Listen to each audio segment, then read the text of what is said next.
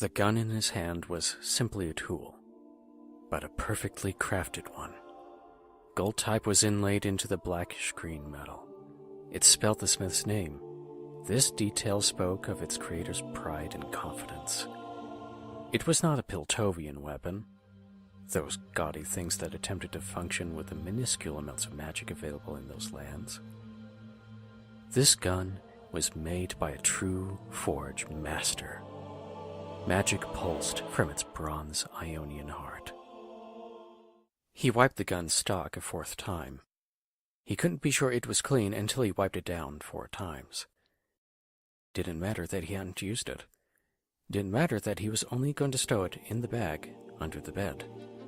He couldn't put it away until he was sure it was clean. And he couldn't be sure it was clean until he had wiped it down 4 times. It was getting clean, though. 4 times makes it clean. It was clean, and it was wonderful. His new patrons had been generous. But did the finest painters not deserve the finest brushes? The scale and precision of the new device made his previous work with blades seem insignificant by comparison. Understanding firearm mechanics had taken him weeks of study, but evolving his cheek techniques from blades had taken months. The gun held 4 shots. Each bullet had been infused with magical energy.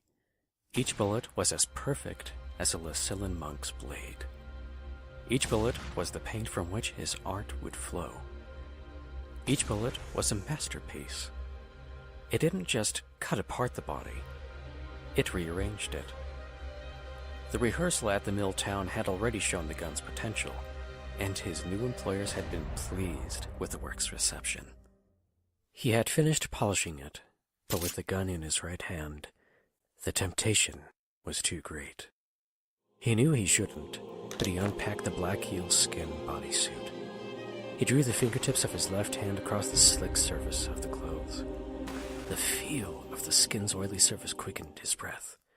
He picked up the tight leather mask, then, unable to help himself, slid it over his face.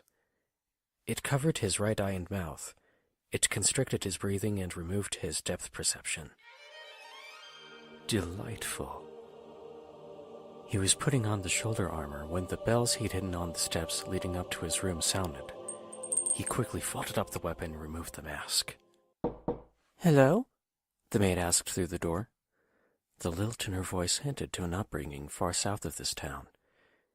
"You did what I asked," he said. "Yes, sir.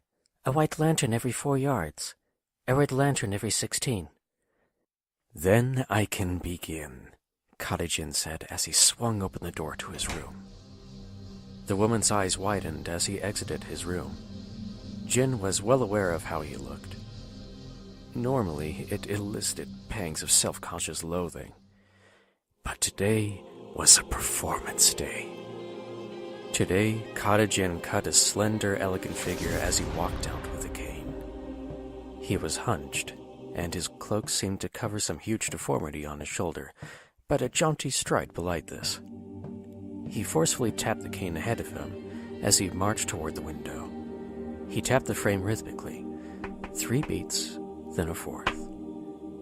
His gold sparkled, his cream cloak flowed, and his jewels glittered in the sun. What is that?" the maid asked, indicating Jin's shoulder.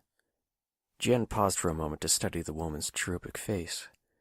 It was round and perfectly symmetrical. A dull and predictable design. Removed, it would make a terrible mask.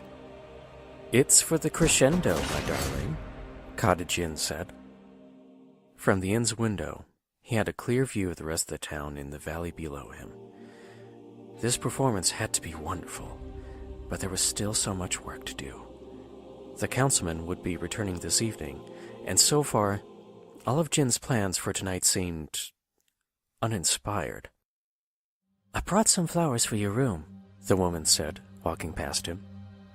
He could have used someone else to place the lanterns, but he didn't.